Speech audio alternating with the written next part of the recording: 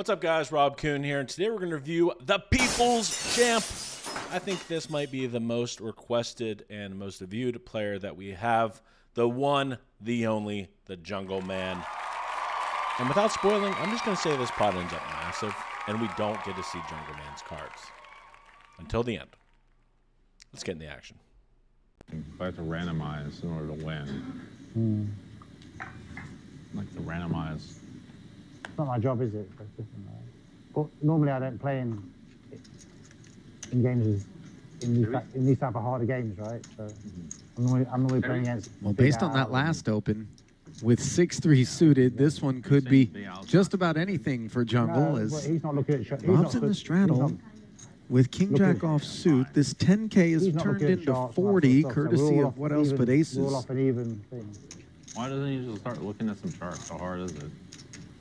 Why don't you just look at some charts? You know what I mean? Urging everyone to study pre-flop.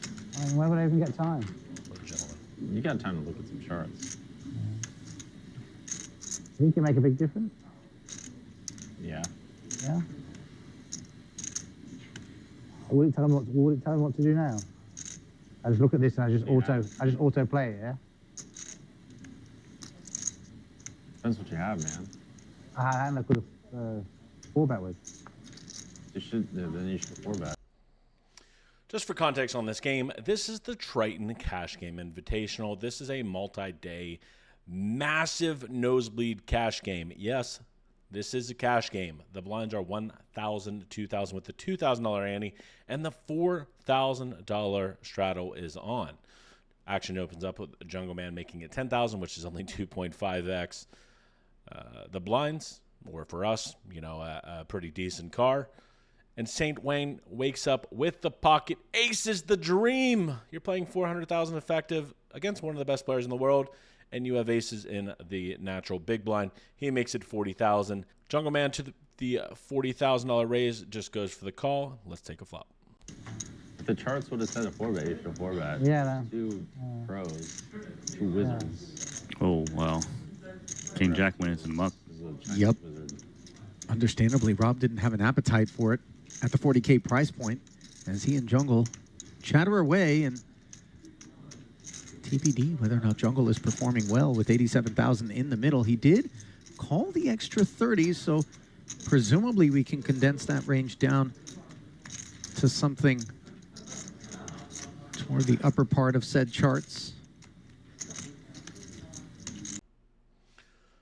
On the King Jack 5 river, this board is absolutely fantastic for the 3-better.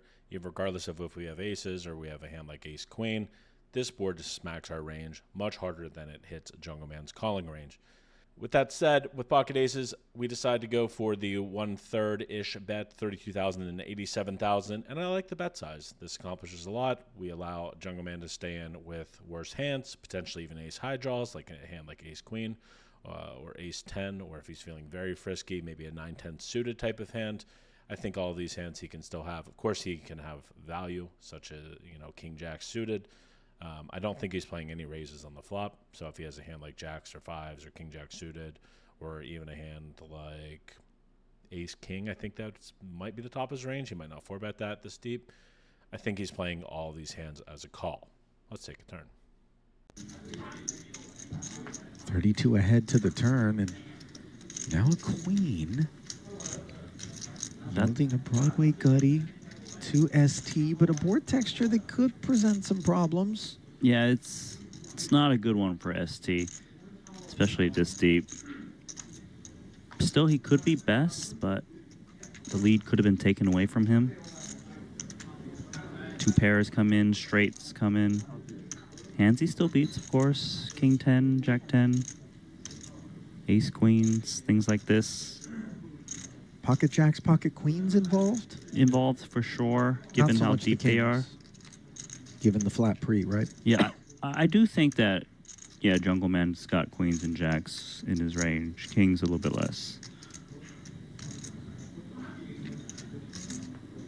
That's a small bet. 41.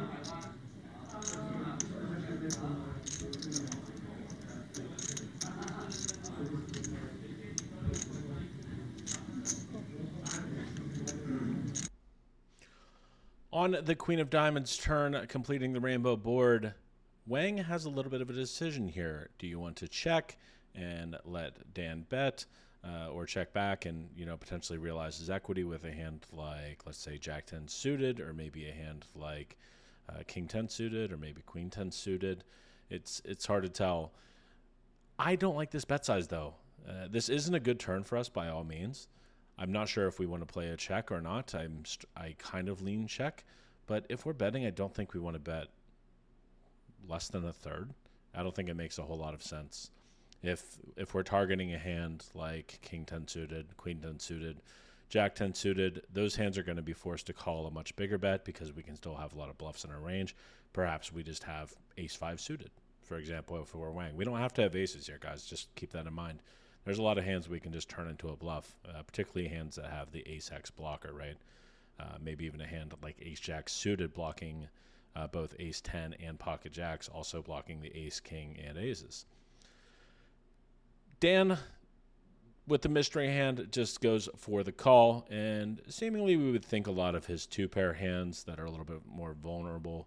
The King-Queen suited, the Queen-Jack suited might go for the raise on the turn, but perhaps you want to play just a pure call here. I'm not exactly sure. He still has a lot of strong hands in his range, including probably all the suited two pairs, and then probably jacks and queens and fives. I don't think he would have pocket kings pre. Let's take a river. 41. That is a great river card for ST because he counterfeits the two pairs that did get there on the turn. Yeah, you're right. Some of that which he was concerned about would have been the two-pair combos from the Broadway hands. And now he can throw all of that concern out of the window. I kind of like betting if I'm ST. That 5 is just so nice.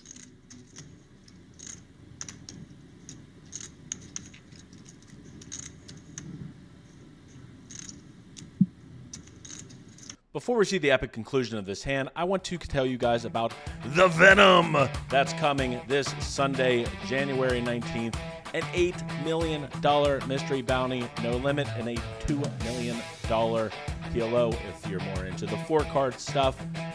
This is a mystery bounty, guys. $500,000 bounty.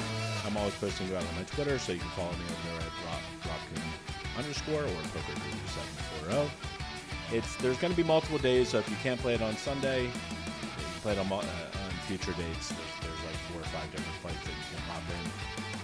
$500,000 bounty. Imagine knocking someone out on day 2, and then you just get gifted like a really nice house for just knocking a player out. That's what's going to be happening this Sunday. There's going to be all kinds of satellite players, all kinds of good players. It's a mix of everything. I'm going to be in there. Come take me out. Let's get back in the action.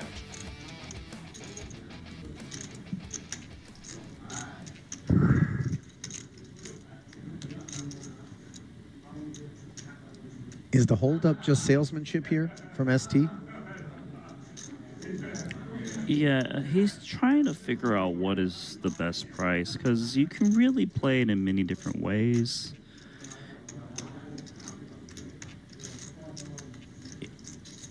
What he's cutting out right now seems a bit more milky. What is that? 155? Healthy and not auto-folding is Kate's.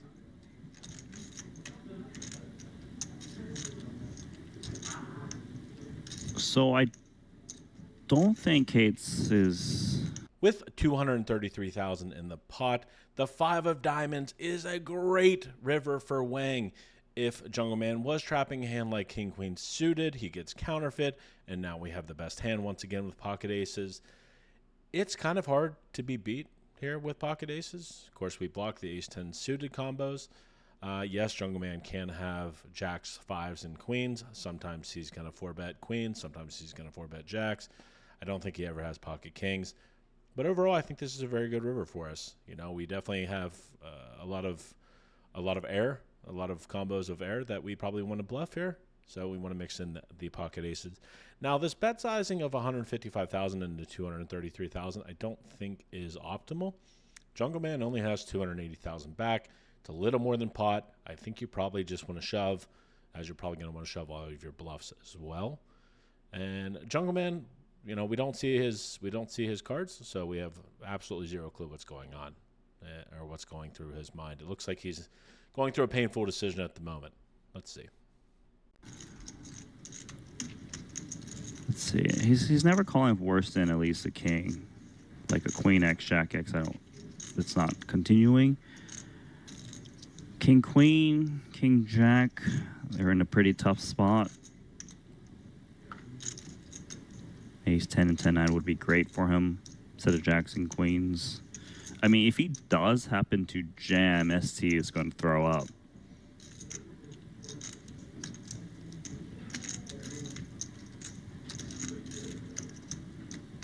All in. Wow. That just sucks. How much more? A jam for 280,000, representing an extra 125K. And what is it that we're concerned that we're up against with the aces up in particular? ST goes for the 155,000. JUNGLEMAN, after using one time bank, shoves for 125,000 on top, 280,000 total. What do we do? What do we do? I mean, the problem is JUNGLEMAN is so good, right? Most players cannot find a bluff here, but JUNGLEMAN probably can have a hand like Jack 10 suited, Queen 10 suited. I don't think he necessarily would turn King 10 suited into a bluff, as you can probably just call that hand and be fine with it. Queen Jack suited, I mean, that'd be a good combo to bluff with.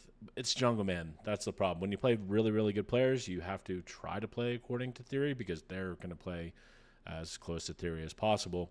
The other problem with this hand is, well, no one ever bluffs here.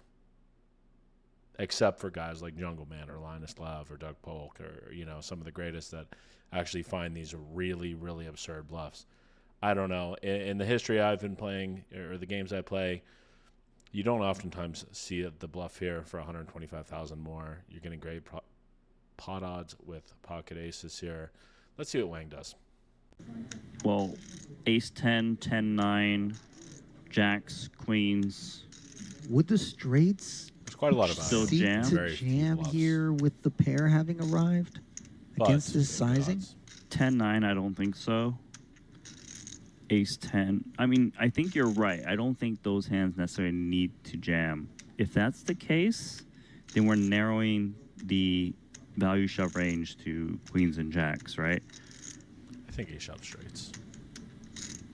I wonder if jacks always jams. I think so. This is weird. We are very deep, right, to start this hand, too. I just don't really see how Jacks are Jungle's crazy, don't bluffing, though.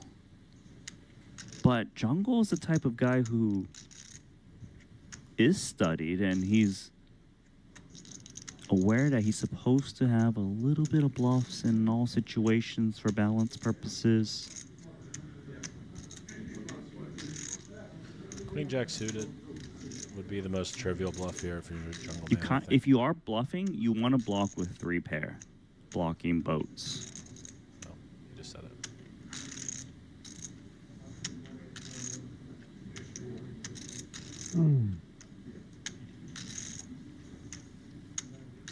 This is tough, man. Chewing hard on this spot and ultimately laying Does fold, down wow. the 2 aces. JUNGLEMAN goes for the river shove, and Wang makes the very disciplined fold. Anyway, JUNGLEMAN scoops the almost $700,000 pot. I have multiple videos of JUNGLEMAN coming up, and I can't wait to post them. I'm going to be posting very consistently all year long, all future. Hopefully you guys like this video. Much love. Baby, you give me eyes.